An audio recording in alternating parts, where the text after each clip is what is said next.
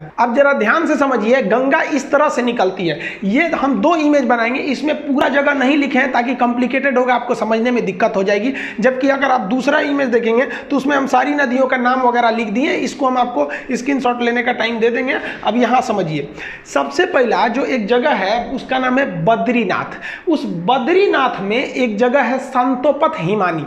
बद्रीनाथ के संतोपत हिमानी से एक नदी निकलती है जिसका नाम है धौली गंगा, विष्णु गंगा, और एक साइड से आती है धौली गंगा। तो धौली गंगा और विष्णु गंगा दो नदियां हैं। ये दो नदियां आपस में आके मिल जाती है विष्णु प्रयाग में। प्रयाग का मतलब होता है मिलन स्थल। तो विष्णु गंगा और धौली गंगा आके मिलती है विष्णु प्रयाग में, और यहाँ इनकी गहराइयाँ बराबर हो जाती हैं लगभग। जब दो नदियों के मिलने के वक्त में गहराई बराबर हो जाए तो उन नदियों का नाम चेंज कर दिया जाता है।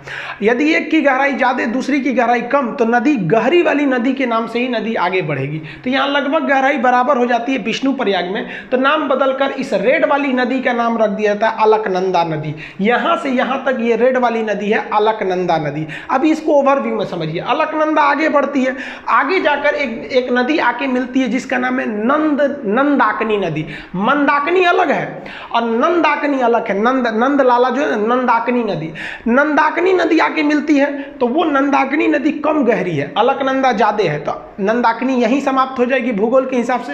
अब ये भी जगह तो मिलन स्थल हो गया। मिलन स्थल को प्रयाग कहते हैं, चूंकि नंदाकिनी नदी मिली है इसलिए इसे कहते हैं नंद प्रयाग। नंद प्रयाग के बाद नदी और आगे बढ़ती है, तो यहाँ आगे बढ़ती है तो एक और नदी आके मिलती है पिंडार नदी। पिंडार नदी जहाँ आके मिलती है उसे कहते हैं हम लोग कर्ण प्रयाग। तो कर्ण प्रयाग में पिंडार नदी आगे मिल गई। अलकनंदा जो है कहती है भाई तुम कम गहरा हो, तुम यहीं खत्म हो जाओ, आगे हम ही बढ़ेंगे। अलकनंदा आगे बढ़ती है तो एक और नदी आके मिल जाती है, वो नदी निकलती है केदारनाथ से। ये वाली निकली थी बद्रीनाथ से। उस नदी का नाम है मंदाकिनी नदी। ये मंदाकिनी नदी आके इसे मिलती है, ये जाके मिल जाती है यहाँ पर। मंदाकिनी कम गहरी, ये ज़्यादा गहरी, इसलिए मंदाकिनी यहाँ समाप्त। अब ये मिलन स्थल है, इसका भी नाम प्रयाग रहेगा, तो इसका नाम हो जाता है रुद्र प्रयाग। रुद्रप्रयाग से नदी फिर आगे बढ़ती है, अभी भी अलकनंदा, इस रूट में बहुत गहरी है अलकनंदा।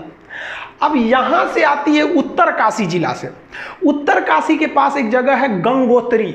अब गंगोत्री के पास एक एक्यूरेट पॉइंट की बात करेंगे तो वह है आपका गोमुख। वहाँ से एक नदी निकलती है जिसका नाम है भागीरथी नदी। ये भी बहुत बड़ी नदी है और उत्तराखंड के लोग मुख्य रूप से इसी को गंगा मानते हैं, ये वाले साइड को, ये उसकी सहायक समझते हैं। तो भागीरथी निकलती है, तो इस भागीरथी के बीच में एक नदी आके मिल जाती है भिलांगना। छोटी सी नदी है, कहती है भागीरथी चला यहीं पे खत्म हो जा। भिलांगना इसको लेके आगे बढ़ जाती है, और भागीरथी भिलांगना को लेके आगे बढ़ जाती है, और भागीरथी जाके इस अलकनंदा में मिलती है देव प्रयाग के जगह पे, और यहाँ पर दोनों की गहराई लगभग बराबर हो जाती है, तो इसका नाम हो जाता है गंगा।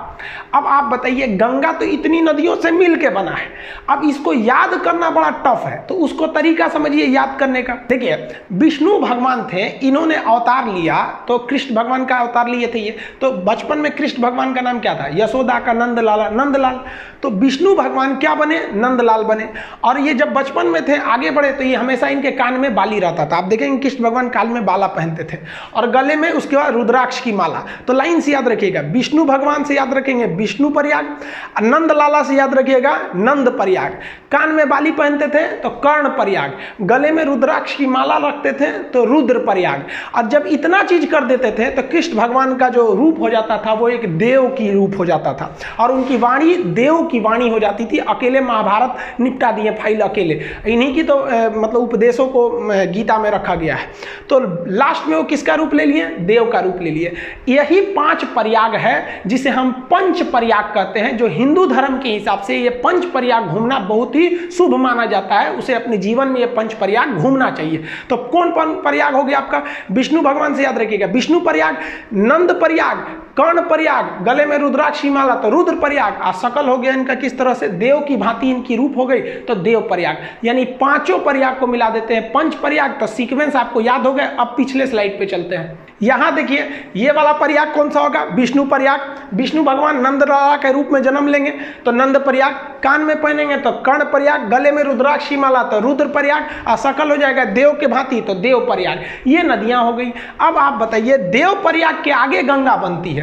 तो बीपीएससी में क्वेश्चन पूछा था कि ये भागीरथी तथा अलकनंदा का संगम कहाँ होता है, तो वो होता है आपका देवप्रयाग में। समझ में आ गया। अब इसको एक बार दोबारा समझते हैं। संतोपथ एक हिमानी है बहुत बड़ा, वहां से निकलती है धौली गंगा, विष्णु गंगा, कहाँ मिलेगी, विष्णु प्रयाग में। नदी का नाम हो जाएगा अलकनंदा। अगली नदी नंद प्रयाग, नदी का नाम रहेगा नंदाकनी और जगह का नाम हो जाएगा नंद प्रयाग। इसे भी अलकनंदा लेके आगे बढ़ेगी और अलकनंदा में आगे जाके मिलेगी पिंडार नदी। अब की जगह कौन हो जाएगा, कर्ण प्रयाग। अलकनंदा फिर आगे बढ़ेगी, मंदाकिनी को ले जाएगी अपने साथ, मंदाकिनी को ले आके मिलाएगी तो हो जाएगा रुद्रप्रयाग। गले में रुद्राक्षी माला हो गई। अब कृष्ण भगवान के पास यही सब तो चीजें थी, अब देव का रूप ले लेंगे। यहाँ पे भागीरथी आएगी अपने साथ भिलांगना को मिलाते हुए और मिल जाएगी देवप्रयाग में, और यहाँ से बन जाएगी गंगा। तो देखिए गंगा तो भाई साहब निकलती ही नहीं है, गंगा नदी बनती है इतनी नदियों से मिलकर।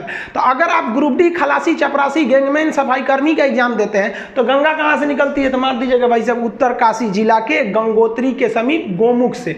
लेकिन अगर आप बड़े एग्जाम को देते हैं कमीशन लेवल का, पीसीएस यूपीएससी लेवल का, तो इतने छोटे लेवल का वो क्वेश्चन ही नहीं पूछेगा गंगा निकलती कहाँ से, क्योंकि उसको पता है कि भाई साहब गंगा निकलती नहीं है। गंगा एक बहुत बड़ा नदियों का एक पैटर्न है, ड्रेनेज पैटर्न है जिसे समझना पड़ेगा। इसमें हम इन नदियों को लिख दिए हैं, यहाँ पे जो घेरे हुए हैं ये प्रयाग है, विष्णु प्रयाग, नंद प्रयाग, कर्ण प्रयाग, रुद्र प्रयाग, देव प्रयाग, और ये नदियों का नाम लिख दिया है। एप्लीकेशन में जब इसी को पढ़ाएंगे तो इसमें हम आपको याद, क्लास में जैसे याद करा देते थे उसको याद करा देंगे। अब यूट्यूब पे याद थोड़े कराएंगे बैठा के आपको, और इसका पीडीएफ और नक्शा में हम आपको इसको भरवाते थे।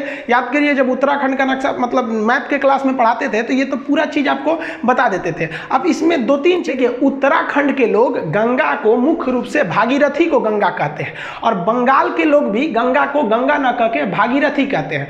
और शास्त्रों में भी देखिएगा ना तो कई जगह गंगा को भागीरथी बोला गया है। आप बाहुबली का गाना सुनिएगा, जब वो शिवलिंग लेकर गंगा झरना के नीचे रख देता है, वहां गाना बजता है कि भागीरथी देख तेरे पास खुद शिव जी चले आए रे। तो आप इसको देखे होंगे ना, शिव तांडव वगैरह भागीरथी बोला जाता है। तो ये भागीरथी को लोग गंगा समझने लगते हैं और उस हिसाब से छोटे एग्जाम में बोल देते हैं कि उत्तरकाशी जिला के गंगोत्री हिमालय के गोमुख से निकलती है। जबकि आप ये कॉन्सेप्ट समझ गए, पंच प्रयाग यानी पांचों प्रयाग में कौन कौन सा सीक्वेंस याद करने का आपको हल्का सा यहाँ बता दिए। हालांकि एप्लीकेशन पे तो जब तक आप लोग क्लास के स्टूडेंट होंगे तो आपको पता होगा, ये सब तो पूरा याद ही करा देते थे।